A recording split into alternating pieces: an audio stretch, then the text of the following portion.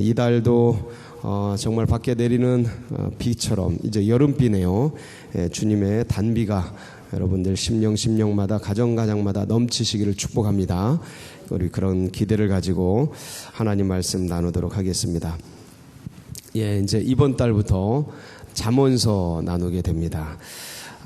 이제 살펴봤더니 한 8개월 이상을 시편을 했습니다. 거반 그렇게 오랫동안 시편을 나눴는데 이제 오늘부터는 잠언서를 나누게 됩니다. 시편 잠언서는 매일매일 읽어도 아주 생애 양식이 되는 그런 말씀입니다.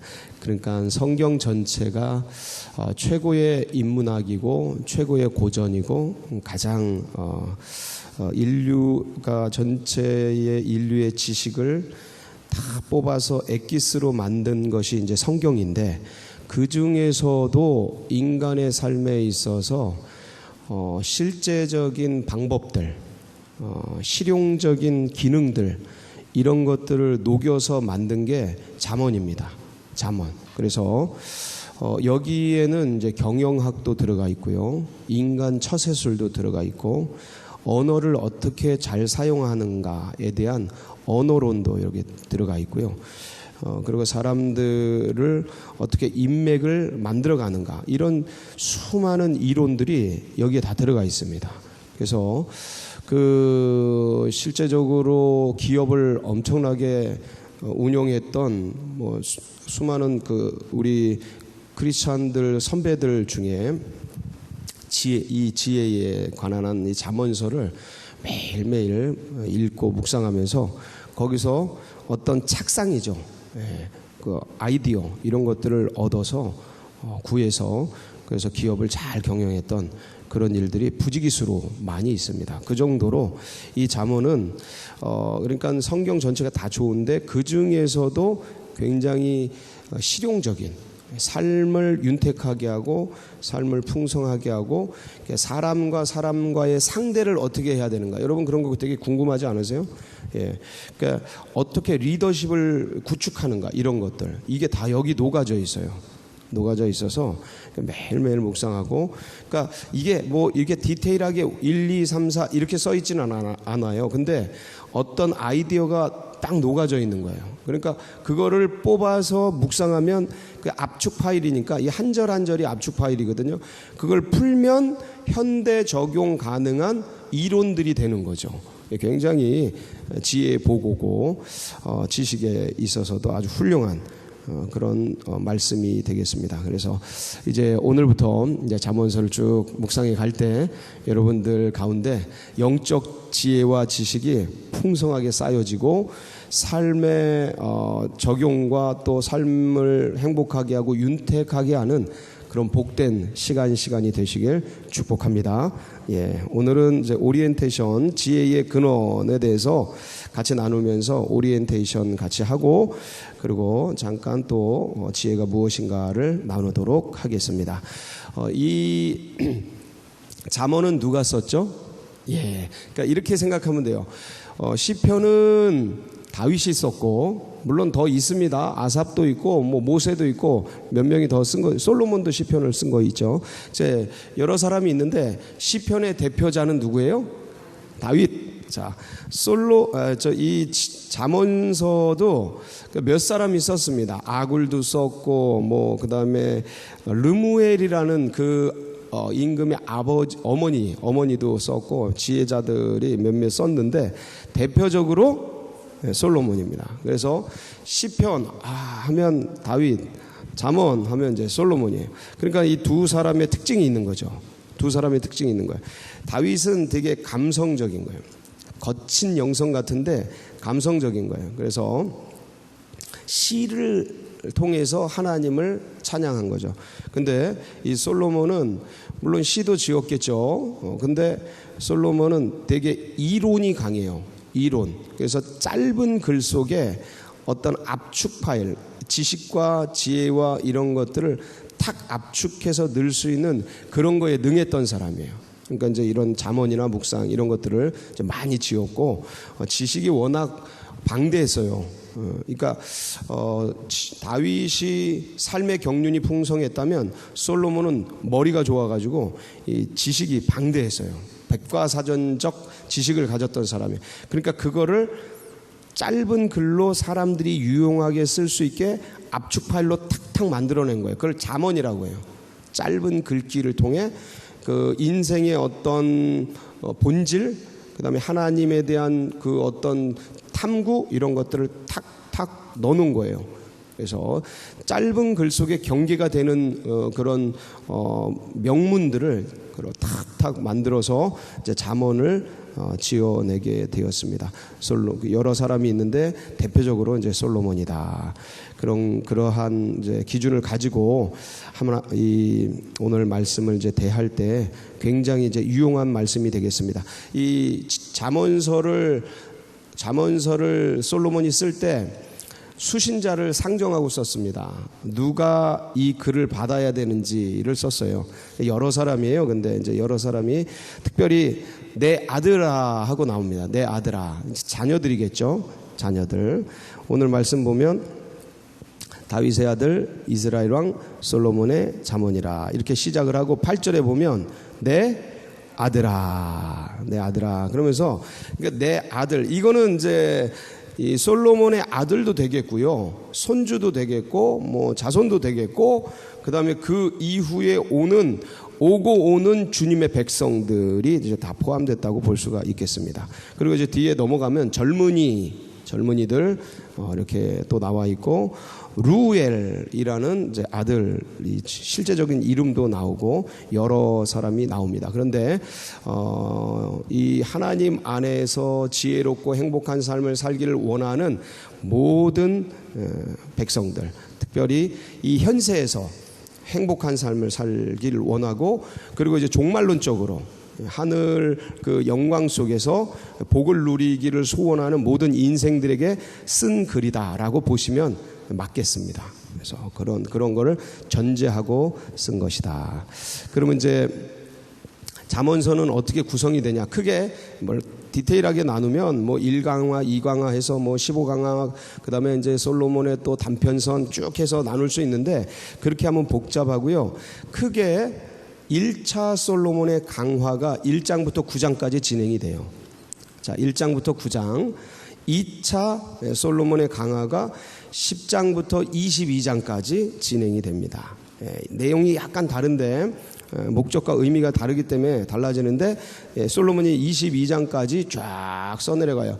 그러니까 이 잠언서가 31장이에요. 매일 한 장씩 읽도록 31장인데 23장부터는 현자들, 여러 사람이 나와요. 지혜로운 사람들, 그 현자들의 교훈과 그 다음에 히스기야 시대에 편집한 이 솔로몬의 잠언이 또 기록이 됩니다. 그렇게 해서 31장까지 이제 쭉 펼쳐지게 되겠습니다. 그러니까 크게 1장부터 9장, 그 다음에 10장부터 22장, 23장부터 끝까지 31장까지 이렇게 세 부분으로 나뉘어져서 1차, 2차, 나머지 진행, 이렇게 생각하면 머릿속에 이제 기억이 쉽게 되겠습니다. 자, 그 다음에 이 잠언 전체 내용은 그럼 뭐냐? 전부 지혜에 관한 내용, 거의 지혜. 그래서 지혜의 근본이 뭐냐, 그럼 지혜란 어떤 거냐, 그 가치가 뭐냐, 지혜를 얻기 위해서는 어떻게 해야 되느냐, 지혜로운 삶을 전하는 것은 어떤 방식으로 해야 되느냐, 그 다음에 지혜를 전수하기 위해서 교육을 어떻게 해야 되느냐, 그 다음에 이 지혜로운 삶을 사는 데 있어서 그럼 디테일하게 마음은 어떻게 다루어야 되느냐, 언어는 어떻게 다루어야 되느냐, 이웃과는 어떻게 관계 맺어야 하느냐, 그 다음에 현숙한 여인, 그 다음에 현숙한 사람, 그것들은 어떻게 되어지느냐, 그 다음에 이 지혜롭게 살 때의 현세적인 축복과 영세적인 종말론적인 보응은 무엇이냐, 전부 지혜에 관한 내용입니다. 그래서 쭉 보면서 오늘 또 우리 성도님들 모두에게 지혜가 넘치는 은혜의 시간 되시길 바랍니다. 오늘 한번 내용을 보겠습니다. 다윗의 아들 이스라엘 왕 솔로몬의 잠언이라. 이는 지혜와 훈계를 알게 하며 명철의 말씀을 깨닫게 하며, 자, 지혜롭고 공의롭고 정의롭고 정직하게 행할 일에 대하여 훈계를 받게 하며, 어리석은 자를 어떻게 해요? 슬기롭게, 젊은 자에게 지식과 근신함을 주기 위한 것이니. 자, 이 목적이 정확하게 기록이 되어 있죠. 어리석은 자를 슬기롭게, 지혜롭게, 젊은 자에게 지식과 근신함을. 이 혈기 아주 넘치는 젊은 분들은 이제 어떻게 절제해야 되는지, 어떻게 그 젊은이들은 도전과 용기 이런 게 풍성한 반면에 어떤 신중함 속에서 오는 그런 어떤 한 전체를 보면서 가는 그런 것들은 아직 젊기 때문에 그런 게 구축이 안 됐죠. 그럼 그런 걸 어떻게 만들어 가느냐를 미리 볼 수 있는 그런 되게 좋은 말씀이 되겠습니다. 그래서 5절 보면 지혜 있는 자는 듣고 뭐가 더해요? 지혜와 학식이 뭔 차이죠? 예, 지혜는 전체적인 판단력, 분별력, 구별력이라고 보면 되겠습니다. 학식은 지식이에요. 디테일한 거죠. 예, 예를 들어서 이렇게 수영에 관해서 지혜자는 수영을 안 해도 알 수 있습니다. 어떻게 하면 수영을 잘하는지. 근데 이제 여기 학식이라고 하는 지식은 팔을 몇 도로 굽혀서 손이 물속에 들어가야 되는지, 이게 지식이에요. 지식. 지혜는 어떻게 하면 수영을 잘할 수 있는지. 지식은 실제적인 영역 속에서 팔을 몇 도로, 이 손을 어떻게 펼치고, 그냥 이렇게 하면 안 되거든요, 수영은. 손을 펼쳐서 몇 도로 들어가야 되는지, 그 다음에 발은 어떻게 차야 되는지, 발을 그냥 이렇게 해가지고는 수영 못 하거든요. 발을 어떻게 차야 되는지, 호흡은 어떻게 해야 되는지, 이렇게 하고 있으면 죽거든요. 그러니까 그런 것들을, 그건 지식이라고 그래요. 그 지식. 그 다음에 그러면, 명철한 자는 지략을 얻을 것이라. 그러니까 지혜, 명철은 큰 전략적 의미라면 지식, 지략은 전술적 의미예요. 그러니까 디테일한 영역이죠. 그러니까 보세요. 지혜로운 자에게는 뭐가 생겨요? 지식이 생기는 거예요. 네.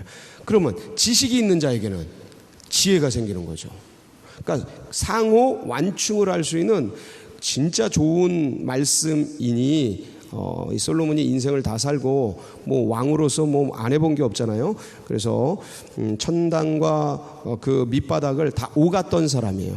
예, 나중에는 아주 그냥 우상 숭배해가지고 밑바닥에 떨어져가지고 굉장히 고생도 하고, 그러면서 전도서도 기록을 하죠. 그러면서 이것저것 다 해봤기 때문에 굉장히 그 하나님의 지혜에 충만했던 사람이라 들을 만한 굉장히 좋은 것들이 많이 있죠. 그래서 결론이 뭐냐면, 이 성경의 결론이, 지혜의 이 잠언서의 결론이 7절이에요. 미리 나왔는데 한번 보겠습니다. 시작. 여호와를 경외하는 것이 지식의 근본이거늘 미련한 자는 지혜와 훈계를 멸시하느니라. 뭐 하는 게요? 여호와를 경외하는 게. 이게 되게 단순한 내용 같은데 이제부터 이걸 풀 겁니다. 왜 그게 지혜와 지식의 근본이 되고 명철과 훈계의 근원이 되는지, 이 여호와를 경외하는 게 경외. 그래서 이것들을 조금 이따가 같이 나누도록 하겠습니다. 그러니까 자, 이 지혜를 얻은 여호와를 경외하는 사람의 첫 번째 할 일이 뭐냐면 8절 9절 8절 9절이에요. 뭐 하라는 거예요? 8절 9절. 내 부모를 공경하라는 거예요. 야, 이거 진짜 의미 있는 말씀입니다. 그러니까 하나님을 경외하는 자들의 첫 번째 양식이 뭐냐면 8절 9절 시작. 내 아들아, 내 아비의 훈계를 들으며 내 어미의 법을 떠나지 말라. 이는 내 머리에 아름다운 관이요 내 목에 금사슬이니라. 그러니까 이게, 그러니까 하나님을 경외하고 그 지혜로운 그 삶의 그 표현되는 첫 번째 것이 부모 공경이에요. 그런데 세상 지혜와 지식과 권력과 명예를 다 가졌어. 근데 부모를 몰라. 그럼 그 사람 뭐라는 거예요? 지혜롭지 못한 어리석은 사람이라는 거예요. 맞아요, 틀려요? 100번 맞죠. 애비도 모르는데 왕이면 뭐 할 거고 교수면 뭐 할 거고 뭐 할 거냐고요. 근본을 모르는데 이 얘기하는 거예요.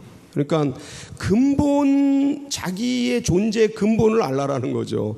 그러면서 이제 부모의 말씀을 잘 따르고 부모를 공경하고, 그러니까 그 부모가 어떠하든지 간에 여기에 말씀은 그냥 부모 자체이기 때문에 그러라는 거예요. 이게 어떤 면에서는 지금 시대에 이 포스트 모더니즘이라는 이 시대에 이런 얘기들이 잘 안 들릴 거예요. 근데 그러면 그럴수록 하나님께로부터 멀어지고, 인간의 과학과 이런 건 문명은 발달하는지 모르겠는데 정신 문명은 쇠퇴합니다. 무너져요. 점점점 사랑이 식어지고요. 점점점 인간의 그 인간성이 상실됩니다. 피폐해집니다. 먹고 살고 오래 살지는 모르겠어요. 근데 그 삶이 바싹 마른 아스팔트 위에 콘크리트 같은 삶을 살게 돼요. 인생이 광야 같은, 사막 같은 삶을 살게 됩니다. 똑같은 생인데 어떤 삶은 계곡 같은 데서 물 흐르고 푸른 초장 같은 데서 그렇게 그런 삶이 있는가 하면 콘크리트 같고 막 아스팔트 같고 그런 데서, 광야 같은 곳에서 바싹 마른 채 살아가게 돼요. 그게 뭐냐면 하나님으로부터 이런 근원적인 인간성으로부터, 근본으로부터 그걸 무시하고, 그거 아름다운 거거든요. 그 권위. 부모는 부모 자체이기 때문에 권위가 있는 거예요. 굉장히 소중하고 아름다운 겁니다. 이건 지켜드려야 돼요. 존중해드려야 돼. 그 부모의 부모됨과 관계없이 잘 소중하게 세워드려야 돼요. 그분이 좀 잘못하고 문제 있더라도 잘 존중해드리고 내가 좀 더 잘해서 아름다운 걸 흘려보내면 되죠. 그러면 되는 거예요. 그게 하나님의 뜻이에요. 그래서 근데 그걸 안 하고 10절 밑으로 부모의 말을 안 듣고 누구 말을 듣는 거예요? 내 아들아. 누가? 악한 자. 이게 이제 이제 동료도 될 수 있고 친구도 될 수 있는데, 이게 이제 그거예요. 복 있는 사람은 악인의 꾀를 따르지 않아야 되는데 거길 따라가는 거예요. 이건 어리석은 인생이다. 사망의 길이다. 망하는 길이다. 라고 쭉 얘기를 하는 겁니다. 그 결론이 19절. 이익을 탐하는 모든 자의 길은, 이게 뭐냐, 어리석은 자의 길은 이러하여 자기의 뭘 잃어요? 결국은 생명과 모든 걸 다 잃습니다. 쌓는 것 같아도 사라지는 거예요. 왜냐하면 이런 자들은 하나님이 그 품에 안에 계실 수가 없어요. 다 잃는 거예요. 그래서 하나님을 경외하고 내 부모를 잘 공경하라 라는 그런 말씀의 삶이 여기에 있게 되는 거죠. 자, 그러면 여호와를 경외하는 것이 지식의 근본이라 그러는데, 자, 지식은요, 그러니까 일반적으로 지식이라는 것은 세상에 대한 정보예요. 세상에 대한 사실이에요. 사실. 그래서 꽃의 생태, 그다음에 동물의 어떤 일생, 움직임, 이런 것들, 그다음에 수학이 뭔지, 그다음에 인문학이 뭔지, 이런 것들, 그것들에 들어가 있는 사실 정보, 이게 지식입니다. 지혜는 뭘까요? 지혜는 제가 초두에 말씀을 드렸는데 분별력이에요. 판단력이에요. 구별 능력이에요. 지금 나가야 될지 물러서야 될지, 지금 말을 해야 될지 말아야 될지, 이거 판단하는 거예요. 이거. 그 다음에 이 사람과 더 깊이 사귀어야 될지 말아야 될지, 요런 걸 판단해내는 능력, 요게 지혜란 말이에요. 자, 그러면 지식은 뭐가 중요하겠어요? 지식을 쌓을 때는 이해와 암기가 중요해요. 다시 한번, 지식을 쌓을 때는 이해와 암기가 중요해요. 그래서 영어도 외우고 수학도 외우고 공식 외우고 죽어라고 외우잖아요. 그게 다 지식이에요. 그래서 이해하고 외우면 더 빠르고, 그냥 무작정 외우면 가다가 말고 그러는데, 어쨌든 이해와 암기가, 지식은 굉장히 중요합니다. 그리고 그럼 지혜는 뭐가 중요할까요? 기준이 중요해요. 왜냐하면 판단이고 분별이고 구별이니까 어떤 기준을 가지고 판단해야 될 거 아니에요. 어떤 기준을 가지고 분별해야 될 거 아니에요. 이게 선인지 악인지 뭐로 구별해요? 세상 사람들은 배운 윤리와 도덕을 가지고 구분하죠. 윤리와 도덕을 가지고 이게 선인지 악인지. 근데 진짜 지혜는 어디서 오느냐? 진짜 하여간 그 분별 능력, 구별 능력, 그 기준이 중요한데, 그럼 그리스도인의 기준은 뭡니까? 그리스도인의 기준. 예수? 그리스도죠. 하나님이시죠, 하나님. 하나님. 그러니까 이 하나님, 예수 그리스도, 이게 되게 추상적 같은데, 영이에요, 영. 다시 한번, 뭐라고요? 영. 그러니까 이게 되게 모호한 말 같은데, 사실은 이 영으로 말씀하시는 그리스도, 그러니까 말씀, 영, 그러니까 이 잠언도 말씀이고 시편도 말씀이고 다 말씀이잖아요. 그러니까 이 말씀이 기준이라는데, 이 말씀 속에서 지금 내가 나가야 되는지 말아야 되는지는 없잖아요. 이해가 되셔요? 그러면 이거 지금 내가 나가야 되는지 말아야 되는지에 대한 이 말씀을 통해, 성경 66권을 통해 이렇게 내 속에서 만들어진, 믿음 체계로 만들어진 그 어떤 것이 지금 나가야 되는지 말아야 되는지를 말씀해 주셔야 되잖아요. 그게 뭐예요? 그게 영이라고 통칭하는 거란 말이에요. 그거를 우리 믿음의 백성들은 뭐라고 말해요? 성령의 음성, 이렇게 말하는 거예요. 성령의 뜻, 이렇게 하는 거예요. 주님, 지금 나가야 되나요? 말아야 되나요? 예? 이거는 이걸 분별하는 거를 다양하게 할 수 있겠죠. 야, 지금 인맥을 저 사람과 쌓으려면 지금은 나가야 돼. 네가 힘들고 어렵고 피곤해도 지금 나가. 인맥을 쌓으려면, 자, 사람을 폭넓게 사귀고 인맥을 구축하기 위해서, 그리고 그 밑바닥에는 인맥을 구축해서 재정적이고 경제적인 걸 풍성하기 위해서, 그 근원에는 그래야 내가 돈을 많이 버니까, 예를 들어서 이렇게 사고가 전개됐다면 이 사람은 굉장히 경제적인 판단에 의해서 자기 몸이 피곤하고 어렵지만 나가서 그 사람에게 나간 거예요. 그 판단을 그렇게 한 거예요. 이 판단의 기준은 근원적으로 뭐냐면 경제력이에요. 경제가 나가라고 판단한 거예요. 그 사람의 그 사고 구조를, 의식을 뜯어보면. 그러니까 이건 유교죠, 유교. 내가 돈을 많이 벌어야 되니까, 그래서 안심인명, 입신양명, 세상에서 성공하고 그렇게 그래야 그게 부라는 그 가치를 가진 그 인식의 맨 꼭대기에 그게 딱 자리 잡고 있는 거예요. 유교, 입신양명의 근원적 판단, 경제, 이 사람 지금 나가서 사귀어야 돼, 이렇게 되는 거예요. 근데 믿음의 백성들은 주님, 지금 나가야 되나요? 말아야 돼. 지금 경제가 문제가 아니고, 정치가 문제가 아니고, 사람 사귀는 게 문제가 아니고, 지금 누가 중요해요? 주님의 뜻이 중요하죠. 이해가 돼요?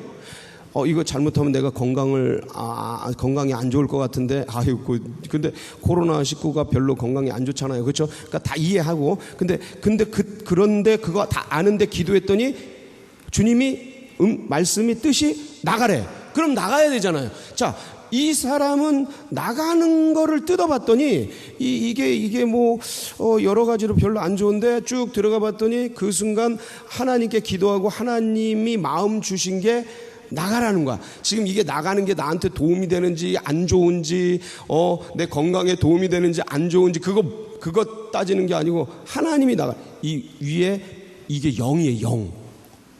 성령의 음성, DTS는 그렇게 말하잖아요. 그렇게 되는 건데, 그러니까 이 기준이 뭐냐가 가장 중요하다. 근데 아담은 그 기준을 붙잡았다 놓쳤다. 그걸 죄라 그러는 거예요. 그걸. 그리스도인에게 죄는 사람을 죽이고 도적질하고 이런 거 안 해야 되지만, 근원적으로 그런 게 죄가 아니고 그거보다 더 고차원적인 게 죄.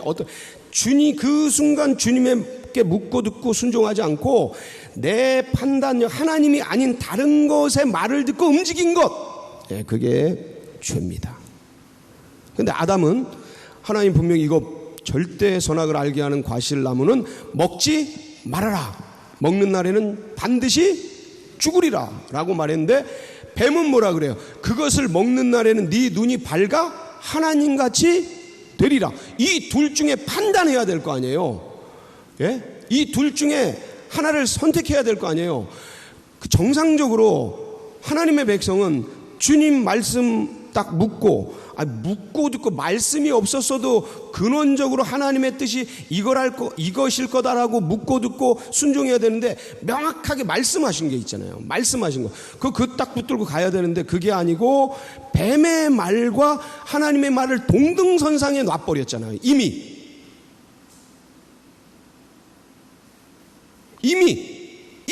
실패한 거죠. 아니, 어떻게 부모의 말씀과 애들의 말을 동일한 선상에 놓냐고요. 사춘기 애들은 그걸 더 위에 놓죠. 애들의 말을. 이게 뭐예요? 문제죠. 이게 합력해서 다 훈련되고 돌아오죠. 저도 아주 그냥 저도 부모님 말씀 오그러뜨리고 떠나서 많이 떠났다가 돌아오고 그랬습니다. 다 합력해서 하나님이 선을 만들어 주시지만, 그러나 그거 그렇게 오랜 세월 안 돌아도 되는데, 이걸 부모님의 말씀과 어떻게 애들의 말을 동일선상에 놓거나 더 높이 놓냐고요. 이게 엄청난 문제 아니겠습니까? 그거를 기독교적 성경적 죄라고 하는 거예요. 죄. 근데 아담이 그랬다라는 거예요. 그러니까 거기서 판단을 해야 되는데, 거기서 기준을 붙잡아야 되는데, 하나님의 말씀, 하나님의 뜻, 그거를 그 기준을 떠나서 아예 기준이 바뀐 것, 이게 원죄예요. 하나님이 이 사람들도 우리와 같이 선악을 아는 일에 하나가 되었으니 하고 에덴 동산에서 쫓아낸다고요. 이게 원죄라고요. 그게 내가 기준 자체가 된 것. 사실 내가가 아니고 뱀이죠. 뱀이 이제 이 아담을 종노로 시키는 거죠. 자기 말 따르는 마르타로 만들어서 이 종노로 시키는 거예요. 그렇게 돼서 이제 타락을 하게 되는데, 그러면 우리의 기준은 뭐냐? 우리의 기준은 골로새서 2장 2절로 3절. 한번 보겠습니다. 아이고, 시간이 이렇게 됐구나. 시작.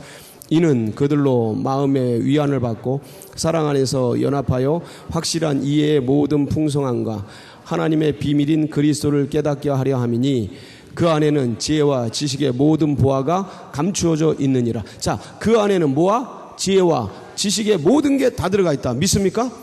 예, 이분을 알면 모든 게 이제 선과 악이 구별이 되는 거예요. 모든 게 구별이 되는 거예요. 이분을 기준으로. 그래, 지혜의 근원인데 2장 2절 보여주세요. 그거 보면 하나님의 뭐예요? 그리스도가 하나님의 비밀.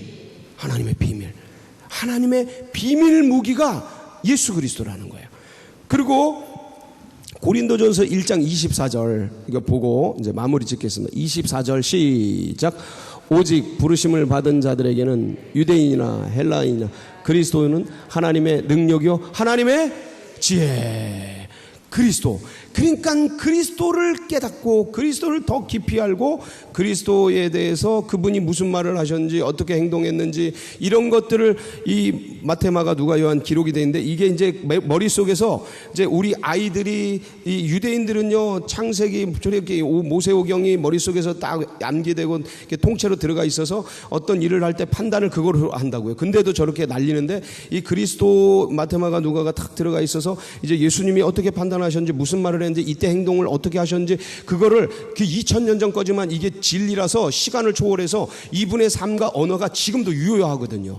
그래서 이것을 그때 딱 생각하고 하고 나가면 정말 지혜로운 삶이 되어지는 것이죠. 여러분과 여러분 자손, 후손, 자손 천대가 이런 복을 누리시길 축복합니다. 같이 기도하시겠습니다.